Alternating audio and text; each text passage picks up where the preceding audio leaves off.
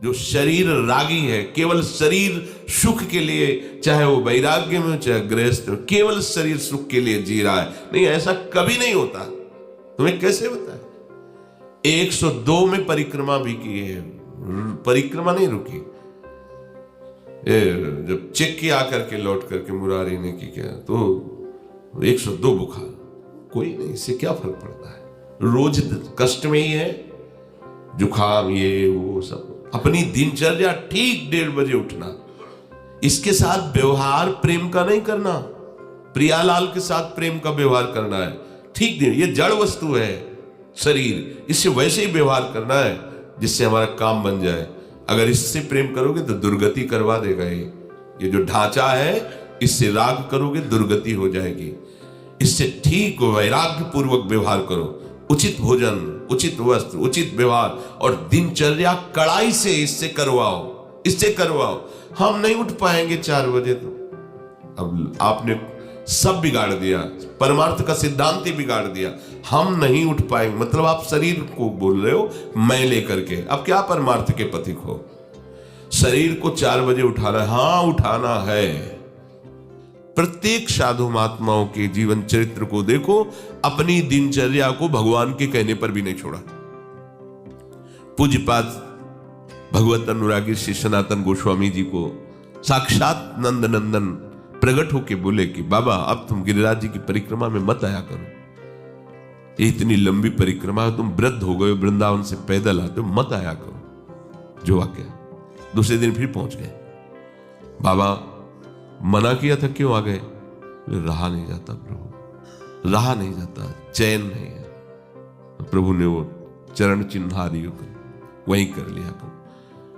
हमारे हृदय में जब दिनचर्या इस कोट का आदर होगा कि साक्षात भगवान ही दिनचर्या है हमारी, समझो आप, ये साधन नहीं है, हम साध्य पे जी रहे हैं। ये जो हमारी दिनचर्या ये भगवत स्वरूप है, इस पे प्रमाद स्थिति लाना, शरीर राग को बीच में नहीं, ये साधन धाम मोक्ष कर द्वारा पाई न जे परलोक संहारा, सो परत दुख पावई, सिर धन धिम पछताए, काले कर्म ईश्वर मिथ्या दोष लगाए।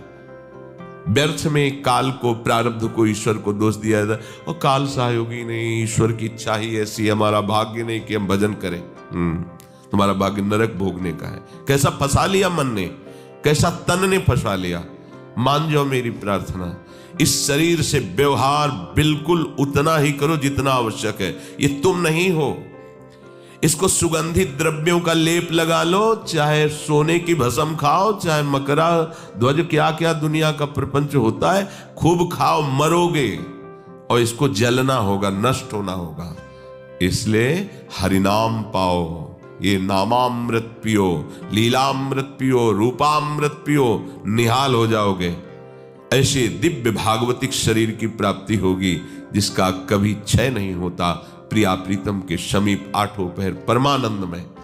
इससे व्यवहार मत करो ज्यादा, व्यर्थ में अपने शरीर को दुर्गति की तरफ तुम ले जा रहे। ये जड़ वस्तु है, चाहे जितना इसको दुलार करो तुम्हारा कभी हो ही नहीं सकता। ये बेईमान है, मान लो मेरी बात। ये बेईमान जितना तुम इसको प्यार करोगे उतना ही तुम्हें दुख देगा। Blood pressure low, blood pressure high, sugar high, heart में तकलीफ, ये तकलीफ, वो तकलीफ, और फिर भी इसी को प्यार। तुम्हारी समझ में नहीं आ रहा क्यों तुम्हें दुख दे रहा, छूटने वाला है, जिससे तुम राग करके पकड़े हुए हो, तुम्हारी दुर्गति कर रहा है, तुम्हें क्लेश दे रहा है, और तुम उस स्थान का परिचय नहीं प्राप्त कर पा रहे जहां महासुख है। प्रभु का नाम, प्रभु का रूप, प्रभु की लीला, प्रभु का धाम। अब जीवन भर भोग भोगे हैं। जब घर परिवार से असंतुष्टता हुई, भोग भोगने योग्य नहीं रहे, तो भजन योग्य कैसे रह सकते हो? तुम कैसे भजन योग्य रह सकते हो? शरीर में जीवन भर राग किया, भजन का अभ्यास नहीं किया, तो तुम इसे खिलवाड़ समझते हो। बुढ़ापे में तुमसे भजन हो जाएगा, वही प्रपंच होगा। देखते हैं हम, अगर जीवन भर प्रपंच किया है, वृंदावन वास कर रहे हैं, उनके पास अगर साधु सानिध्य के उद्देश्य से बैठो भी ना, तो केवल कोरा प्रपंच वर्तमान को नष्ट करना, भविष्य में उसका कोई फल नहीं, भूत को कुछ नहीं।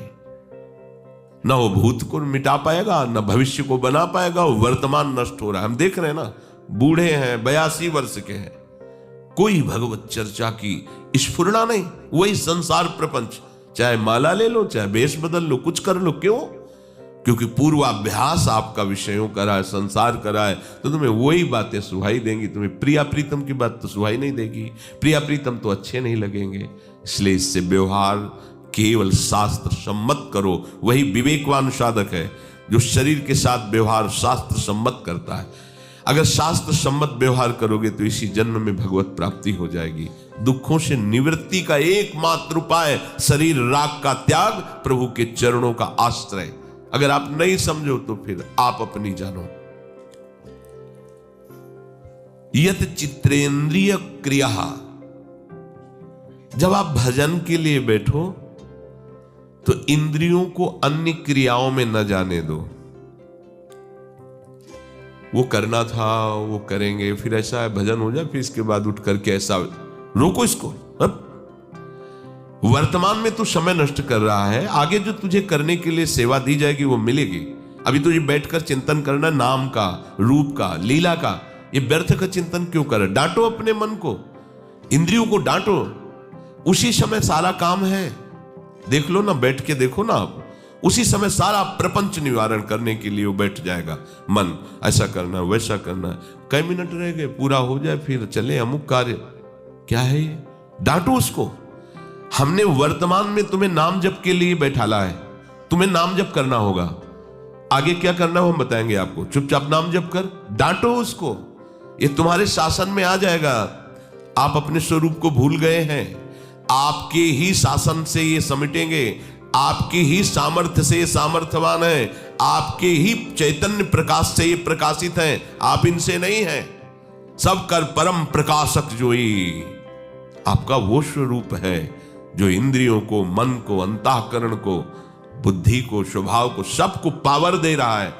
आपके ही पावर से वो आपको भ्रम में डालकर नष्ट कर रहे हैं। इस भ्रम को मिटाओ। जास कृपा सब भ्रम मिट जाई, गिरजा सोई कृपालु रघुराई। बहुत बड़ा है भ्रम बैठ गया है।